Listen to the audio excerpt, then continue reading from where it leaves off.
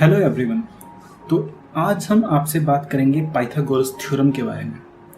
Pythagoras theorem, जिसे हम Pythagorean theorem के नाम से भी जानते हैं दुनिया के काफ़ी हिस्सों में, ये बेसिकली पाइथागोरस नाम के एक साइंटिस्ट को इसका क्रेडिट जाता है कि उसने इस थ्योरम या इस इक्वेशन को ढूंढा था या बनाया था। हालांकि इसके बारे में पुरातत्वविदों के मतलब हिस्टोरियंस के अलग अलग मत हैं। कुछ लोगों के अनुसार पाइथागोरस थ्योरम की खोज बेबीलोनिया या बेबीलोन में हो चुकी थी। बेबीलोनियन सिविलाइजेशन को पाइथागोरस थ्योरम का क्रेडिट जाता है क्योंकि पाइथागोरियन थ्योरम की खोज 4000 ईसा पूर्व के आसपास हो चुकी थी। हालांकि इसके बारे में लोगों के अलग अलग मत हैं। कुछ लोग इसका क्रेडिट केवल पाइथागोरस को ही देते हैं, लेकिन पाइथागोरस ने भी कभी इस चीज़ के बारे में कोई क्रेडिट लेने की कोशिश नहीं की क्योंकि पाइथागोरस एक विचारक भी थे। तो आइए जानते हैं इस पाइथागोरस थ्योरम के बारे में। Pythagoras theorem is a fundamental relation among the three sides of a triangle. अर्थात ये एक राइट एंगल ट्राइंगल की तीनों भुजाओं के बीच में एक रिलेशन को बताता है कि उनके बीच में क्या तालमेल होता है। अगर आपको किसी भी दो भुजाओं के बारे में पता हो, किसी भी दो आर्म्स के बारे में एक राइट ट्राइंगल का अगर आपको पता है, तो आप थर्ड आर्म को इस थ्योरम की मदद से कैलकुलेट कर सकते हैं। The length of each of the two shorter sides squared and added together equals the length of the longest side squared. अब आप कहेंगे लॉन्गेस्ट साइड क्या है? Longest side is the hypotenuse of a right triangle, so it means the other two sides. If we add the squares of other two sides, then it will be equal to the square of the hypotenuse. मतलब अगर आप right angle triangle की दो छोटी भुजाएं इसलिए क्योंकि दो छोटी भुजाएं वो कभी भी हाइपोटेन्यूस नहीं हो सकती। वो दोनों भुजाएं वो होंगी जो 90 डिग्री का एंगल बना रही होंगी। तो अगर आप उन भुजाओं के स्क्वायर्स को ऐड करें, अगर एक भुजा ए साइज की है, दूसरी भुजा बी साइज की है, तो आप उन दोनों के स्क्वायर्स को मतलब ए स्क्वायर प्लस बी स्क्वायर करें तो वो बराबर होगा हाइपोटेन्यूस स्क्वायर मतलब सी स्क्वायर के। So Pythagoras theorem is C square is equal to A square plus B square, where C is the hypotenuse and A and B are the shorter sides. So अब हम आगे चलते हैं। थोड़ा सा इस पाइथागोरस थ्योरम की हम हिस्ट्री को समझ लेते हैं पहले, आगे जाने से पहले। पाइथागोरस थ्योरम एंशिएंट बेबीलोन और इजिप्ट में 1900 बीसी में खोजी जा चुकी थी कुछ हिस्टोरियंस के द्वारा। हालांकि कुछ हिस्टोरियंस का मत है कि ये 4000 साल पहले बेबीलोनियन सिविलाइजेशन में मिल चुकी है, जिसका प्रूफ कोई प्लिम्पटन 322 नाम की एक टैबलेट मतलब एक पत्थर का टुकड़ा जिसपे पुराने ज़माने में आकृतियाँ उकेर के बनाई जाती थी अपने ज्ञान को संभाल के रखने के लिए, क्योंकि उस टाइम पेपर नहीं हुआ करते थे। तो एक बेबीलोनियन टैबलेट जिसका नाम प्लिम्पटन 322 है, उसके ऊपर पाइथागोरस थ्योरम के प्रूफ्स मिलते हैं। अब आते हैं पाइथागोरस की तरफ कि पाइथागोरस जिन्होंने इसको इक्वेशन के रूप में हम सबको समझाया। हालांकि पाइथागोरस ने कभी कोई किताब नहीं लिखी, इसलिए उनसे आगे उनको मानने वाले इस चीज़ को मौखिक रूप में ही आगे लेके चले। आगे चल के एक मैथमेटिशियन हुए जिनका नाम था यूक्लिड। यूक्लिड को फादर ऑफ ज्योमेट्री भी कहा जाता है। यूक्लिड के नाम पे ही यूक्लिडियन ज्योमेट्री आती है। तो यूक्लिडियन ज्योमेट्री अपने आप में सिर्फ यूक्लिड के द्वारा खोजी हुई ज्योमेट्री नहीं है, इसमें उन्होंने अपने से पहले के काफ़ी सारे मैथमेटिशियंस जो ग्रीक मैथमेटिशियंस थे उनके द्वारा की हुई खोजों को भी अपनी किताबों में लिखा। अब इनमें कौन कौन थे मैथमेटिशियंस थे? उनमें यूडोक्सस, हिप्पोक्रेट्स, थेल्स, थिएटियस और पाइथागोरस। इन सब मैथमेटिशियन, ये सारे ग्रीक मैथमेटिशियंस थे जिनके द्वारा बनाई गई इक्वेशंस को यूक्लिडियन ज्योमेट्री में लिखा गया। तो यूक्लिड एक तरीके से एक किताबें लिखने वाले मैथमेटिशियन थे जिन्होंने इन सब चीज़ों को संजोया एक किताब के फॉर्म में। पाइथागोरस 570 ईसा पूर्व से 495 ईसा पूर्व के बीच में जीवित रहे थे, जबकि जो यूक्लिड थे वो लगभग 300 ईसा पूर्व के आसपास हुए थे।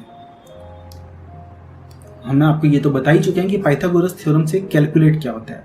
पाइथागोरस थ्योरम से कैलकुलेट होता है hypotenuse, because hypotenuse square is equal to squares of other two sides, sum of squares of other two sides. अब इसका आम जीवन में क्या इस्तेमाल है पाइथागोरस थ्योरम का? ये सिर्फ एक मैथमेटिकल थ्योरम नहीं है, ये सिर्फ कोई ज्योमेट्री का पार्ट नहीं है। इसका इस्तेमाल आम जिंदगी में भी बहुत ज़्यादा होता है, हालांकि चाहे कुछ लोग को पता नहीं होगा इस चीज़ के बारे में, लेकिन होता है।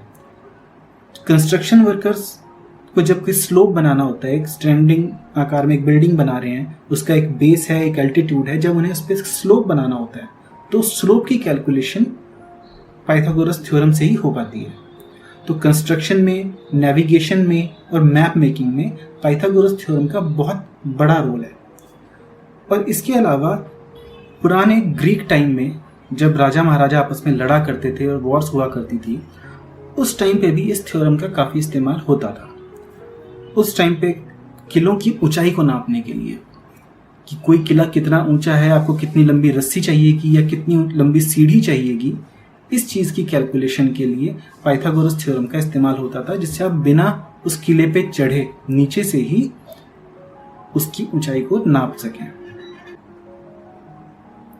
ठीक इसी तरीके से किसी नदी की चौड़ाई को नापने के लिए भी पाइथागोरस थ्योरम का इस्तेमाल होता था। बिना उस नदी को पार करे उस नदी की चौड़ाई को पाइथागोरस थ्योरम की मदद से नापा जा सकता था। इस टॉपिक के ऊपर हम एक दूसरा वीडियो बनाएंगे जिसमें हम आपको बताएंगे कि बिना किले पे चढ़े उसकी ऊंचाई कैसे नापी जा सकती थी और बिना किसी नदी को पार करे उसकी चौड़ाई कैसे नापी जा सकती थी। तो अभी इससे आगे चलते हैं। इसके अलावा एस्ट्रोनॉमिकल डिस्टेंसेस को नापने के लिए भी पाइथागोरस थ्योरम का इस्तेमाल होता है। हालांकि इसमें ज्योमेट्री के और भी बहुत सारे रूल्स का इस्तेमाल होता है, लेकिन पाइथागोरस थ्योरम भी उनमें से एक है। अब आते हैं हम पाइथागोरन ट्रिपलेट्स के बारे में। पाइथागोरियन ट्रिपलेट्स वो कंप्लीट नंबर्स हैं जो एक राइट एंगल ट्राइंगल की 3 साइड्स हो सकते हैं और इसमें मोस्टली 100 से नीचे वाले साइजेस ही आते हैं। तो अगर आप देखें, अगर हम सिंपल राइट एंगल ट्राइंगल है जिसकी दोनों साइड्स 1 और 1 है, तो उसके हाइपोटेन्यूज की लेंथ होगी √2, which is not a complete number. So it is not a part of Pythagorean triplet. Pythagorean triplet में सबसे पहला जो कॉम्बिनेशन आता है वो आता है 3, 4 and 5, क्योंकि 3 square is equal to 9 and 4 square is equal to 16. So 9 plus 16 is equal to 25 and 25 is the square of 5. So it means 3, 4 and 5 can be the sides of a right angle triangle. So इसी तरीके से 5, 12 and 13, 7, 4, 25, 8, 15, 17, 9, 40, 41, 11, 60, 61, 12, 35, 37, इस तरीके से काफ़ी सारे Pythagorean triplets होते हैं। इनमें जो 100 से कम साइज वाले जो सबसे लास्ट पाइथागोरियन ट्रिपलेट है वह 65, 72 एंड 97। तो इन पाइथागोरियन ट्रिपलेट्स की खोज भी पाइथागोरस द्वारा ही करी गई थी। इसके अलावा पाइथागोरियन थ्योरम से ही इर्रेशनल नंबर्स की भी खोज हुई है, जिसके बारे में हम आपको अपने आने वाले वीडियोस में बताएंगे। अब हम चलते हैं पाइथागोरस थ्योरम के प्रूफ के बारे में कि पाइथागोरियन थ्योरम को किस तरीके से प्रूव किया जा सकता है।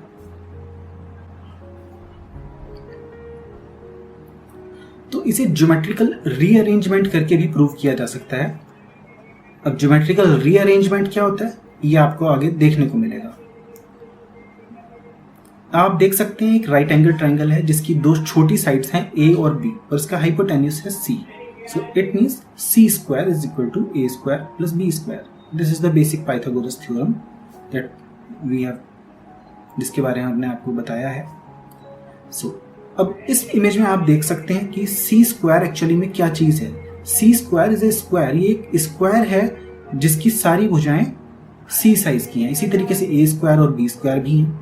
तो इस इमेज में आप देख सकते हैं कि जो C square है वो A square और B square के बराबर क्यों है, क्योंकि A square in this image is a square is 3 square, it means 9, and b square is equal to 4 square, means 16, and c square contains 5 by 5, means 5 square equal to 25.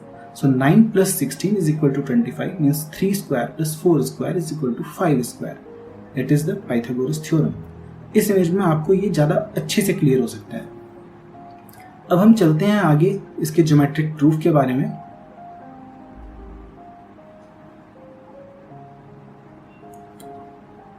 इस animation में आप देख सकते हैं कि छोटे साइजेस वाले squares कैसे इस हाइपोटेन्यूस वाले स्क्वायर के अंदर फिट हो सकते हैं. हालांकि ये कोई ज्योमेट्रिकल प्रूफ नहीं है फिलहाल, लेकिन एक एनिमेशन की मदद से आपको ये बताया गया है कि ये इसी साइज के होते हैं. अब हम आपको दिखाते हैं कि कैसे इसे ज्योमेट्रिकली प्रूव किया जाता है. यहाँ हमारे पास 4 राइट एंगल ट्राइंगल्स हैं एग्जैक्टली सेम साइज के. इनकी छोटी साइड्स की लेंथ है a और b. अब हम इसे एक बड़े स्क्वायर के अंदर, इस वाइट कलर के स्क्वायर के अंदर फिट करेंगे इन चारों राइट ट्राइंगल्स को. सो इस वाइट स्क्वायर की एक साइड है a प्लस b, क्योंकि इसके अंदर इसी राइट ट्राइंगल की एक छोटी साइड भी आ जाती है, एक बड़ी साइड भी आ जाती है.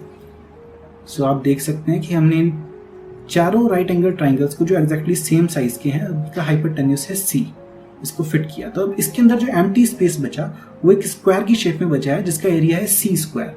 It means the empty area inside this big square is c square, the empty area. We are talking about the white colored square. It is the empty area. Now we will do some rearrangement. We'll move this triangle upwards. और इस लाल वाले right triangle को हम नीचे लाएंगे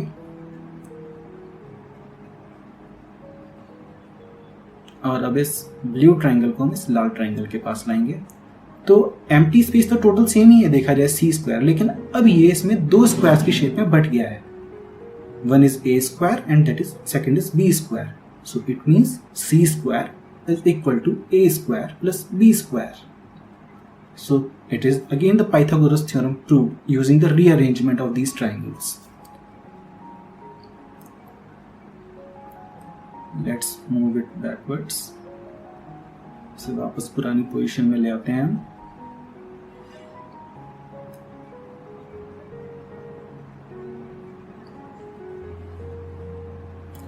अब इस image को हम थोड़ी देर के लिए साइड में रखते हैं और इसका एल्जेब्रिक प्रूफ आपको बताते हैं. So, the empty area inside this big square, the container square, it is white in color and it is c square. So, it means if we deduct the area of the triangles from the bigger square, then it will be equal to c square. The area of the bigger square is b plus a square. So, it becomes b plus a whole square minus 4 into area of each triangle. Area of each triangle is 1 by 2 AB. So it is, of the 4 triangles, it is 2 AB. So now we will expand b plus a square. It's b square plus a square plus 2 AB, and we have to deduct minus 2 AB from it. So it becomes c square equal to b square plus a square. It is the Pythagoras theorem again. So it is the algebraic proof of Pythagoras theorem.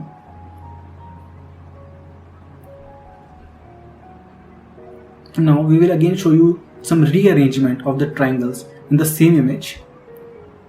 Now if we move this blue triangle towards this light brown triangle and connect it to it, and now we will move the yellow triangle and connect it to the red triangle,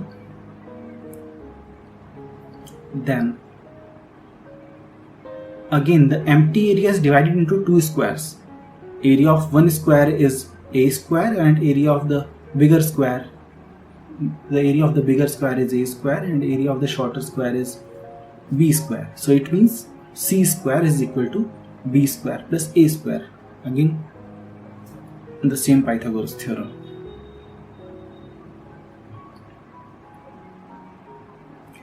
Now we will make one more geometrical figure using these 4 similar sized right triangles. अब आप देखिए हम किस तरीके से इन triangles को यहाँ पे अरेंज करते हैं. अब जिस तरीके से हम इन्हें अरेंज कर रहे हैं, इसमें आउटर बिगर स्क्वायर जो हमारे पास बन के तैयार होगा उसका साइज होगा सी स्क्वायर, क्योंकि उसकी हर एक बाहरी लेंथ जो है वो सी साइज की होगी. इसमें हम हाइपोटेन्यूज को उसके बाहरी एरिया में ले रहे हैं. तो देखिए अब ये जो हमारे पास स्क्वायर बन के तैयार हुआ है, हाइपोटेन्यूज इसकी आउटर साइड्स को बना रहा है. So it's complete area is C square, लेकिन इसके बीच में कुछ एम्प्टी एरिया ही बचता है. इस एम्प्टी एरिया की हर एक बाउंड्री की लेंथ है,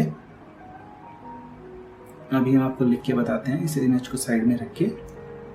एम्प्टी एरिया की हर साइड की लेंथ है a minus b. So it means the area of this empty area is a minus b whole squared. So it means c square is equal to a minus b square plus area of 4 triangles. Area of each triangle is 1 by 2 ab. So area of 4 triangles is 2 ab. As you can see in this equation. So a minus b whole square plus 2ab. Now we'll expand a minus b square. It's equal to a square plus b square minus 2ab. Now minus 2ab is gone. So it's c square is equal to a square plus b square. It is again the same Pythagoras theorem proved using the rearrangement. So that's all for today. I hope you have learned Pythagoras theorem and you have also understood how we can prove it using rearrangement and using simple algebra. Thank you very much.